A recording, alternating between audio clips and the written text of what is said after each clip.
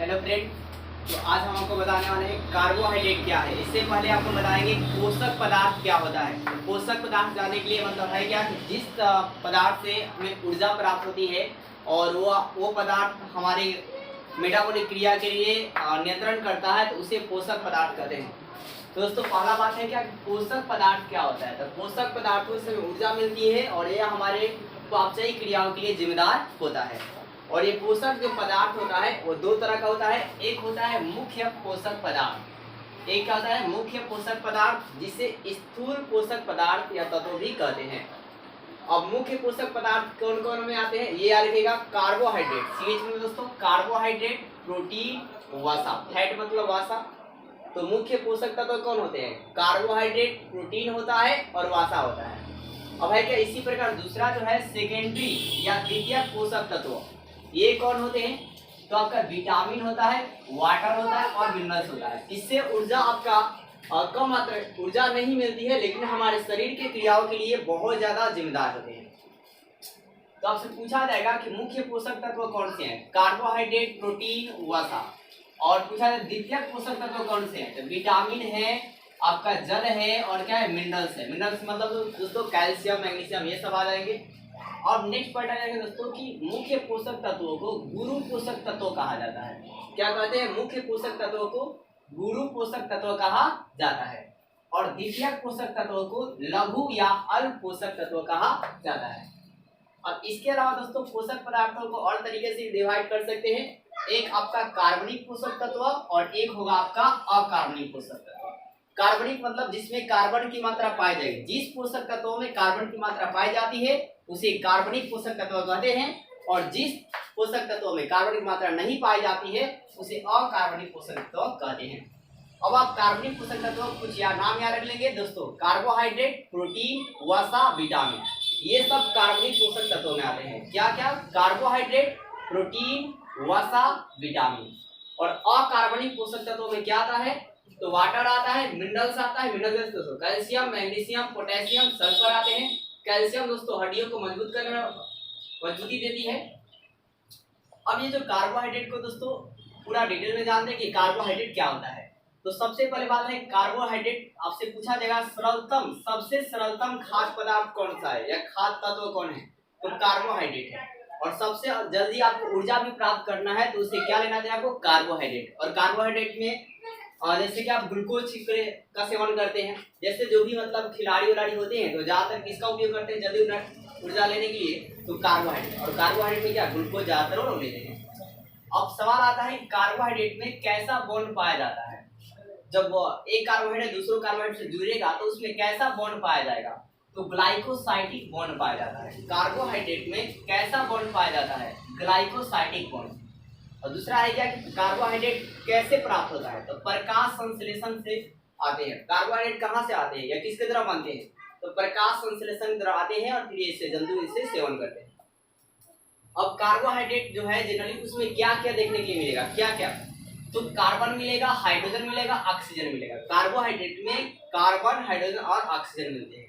और इनका इसलिए जो सामान्य सूत्र होता है CH2O होता है। क्या दोस्तों, CH2O होता है। यानी कार्बन, हाइड्रोजन और ऑक्सीजन का जो अनुपात होता है 1:2:1 होता है। कार्बोहाइड्रेट में कार्बन का अनुपात 1 होता है, हाइड्रोजन का अनुपात 2 होता है और ऑक्सीजन का अनुपात 1 होता है। और सिर्फ कार्बोहाइड्रेट में कभी कभी आपको 1:2 भी ऑप्शन मिलेंगे। अब है क्या, तुरंत ऊर्जा इसे मिलता है। तुरंत ऊर्जा किससे मिलता है, तो कार्बोहाइड्रेट से मिलता है। तो खिलाड़ी जल्दी ऊर्जा प्राप्त करने क्या लेते हैं, कार्बोहाइड्रेट। कार्बोहाइड्रेट में क्या लेते हैं दोस्तों, ग्लूकोज लेते हैं। अब इसके बाद दोस्तों कार्बोहाइड्रेट को सेकेराइड भी कहते हैं। कार्बोहाइड्रेट को क्या कहते हैं, सेकेराइड। कार्बोहाइड्रेट को क्या कहा जाता है, तो सेकेराइड कहा जाता है। और ये सेकेराइड जो होते हैं वो मोनो से तो 3 प्रकार के होते हैं जनरली। एक मोनोसेकेराइड होता है, एक ऑलिगोसेकेराइड होता है और एक पॉलीसेकेराइड होता है। तो सवाल ये उठता है कि मोनोसेकेराइड किसे कहा जाएगा, तो जब सेकेराइड के अणु 1 होगा, जब कार्बोहाइड्रेट का अणु क्या होगा, 1 होगा, तो उसे मोनोसेकेराइड कहेंगे। अब जब अणु की संख्या 2 से 10 के बीच में होगी, अणुओं की संख्या जब कार्बोहाइड्रेट के अणुओं की संख्या 2 से 10 के बीच में होगी तो उसे ऑलिगोसेकेराइड कहा जाएगा। और जब अणुओं की संख्या 10 से ज्यादा हो जाएगी तो उसे पॉलीसेकेराइड कहा जाएगा। क्या कहा दोस्तों, पॉलीसेकेराइड कहा जाएगा। अब कार्बोहाइड्रेट की इकाई को ही दोस्तों क्या कहते हैं, सेकेराइड कहते हैं। अब एक और बात आप याद रखिएगा कि ऑलिगोसेकेराइड और पॉलीसेकेराइड के जल अपघटन से क्या प्राप्त होता है, तो मोनोसेकेराइड प्राप्त होता है। क्या प्राप्त होता है, मोनोसेकेराइड। मतलब कहने का मतलब ये है कि बहुत सारे मोनोसेकेराइड मिलकर ही ऑलिगोसेकेराइड और पॉलीसेकेराइड बनाते हैं। अगर आपका दो आपका मोनोसेकेराइड मिलता है तो आपको ऑलिगोसेकेराइड, और 8 भी मिलेगा तो भी ऑलिगोसेकेराइड, 10 तक मिलेगा तो ऑलिगोसेकेराइड। लेकिन 10 से ज्यादा मोनोसेकेराइड मिल जाएगा तो क्या हो जाएगा, पॉलीसेकेराइड। अब दोस्तों मोनोसेकेराइड का उदाहरण याद रखेंगे, ग्लूकोज, और ऑलिगोसेकेराइड में सुक्रोज और लैक्टोज माल्टोज भी होता है, और पॉलीसेकेराइड में उदाहरण याद रखिएगा, स्टार्च, ग्लाइकोजन, काइटिन, सेलुलोज। अब सवाल ये है कि ग्लूकोज के बारे में अलग सवाल आता है कि कोशिकीय ईंधन किसे कहते हैं, तो ग्लूकोज का कहा जाता है। कोशिकीय ईंधन किसे कहा जाता है, तो ग्लूकोज को कहा जाता है। और सरलतम शर्करा या सरलतम मधुरस किसे कहते हैं, तो ग्लूकोज को कहते हैं, और इससे बहुत ही जल्दी ऊर्जा प्राप्त होती है। और ग्लूकोज का सूत्र क्या होता है, C6H12O6 होता है, C6H12O6 होता है। इसके अलावा आपसे पूछा जाएगा कि सबसे मीठी